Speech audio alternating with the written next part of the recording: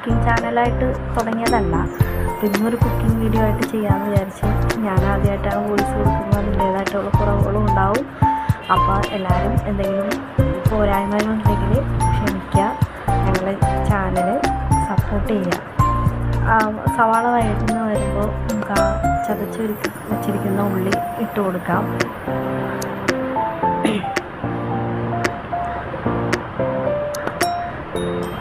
കുറച്ച് മഞ്ഞൾപ്പൊടി ഇടുക. നമ്മൾ ചതച്ചയിൽ ഓൾറെഡി ഇടിച്ചമുളക് ഇട്ടിട്ടുണ്ട്, പിന്നെ ഇച്ചിരി മഞ്ഞൾപ്പൊടി മാത്രം ഇട്ടാൽ മതി. നന്നായിട്ടൊന്ന് വഴറ്റുക. ഉള്ളി നല്ലോണം മൂക്കുന്നവരെ നല്ലതായിട്ട് വഴറ്റി കൊടുക്കുക. പിന്നെ എണ്ണ പോരാന്ന് തോന്നിയാൽ കുറച്ച് വെളിച്ചെണ്ണ ഇട്ട് കൊടുക്കുക. വെളിച്ചെണ്ണയിൽ തന്നെ ഉണ്ടാക്കാൻ ശ്രമിക്കണം, അതിൻ്റെ കറിക്ക് ടേസ്റ്റ് ഉണ്ടാവുള്ളൂ.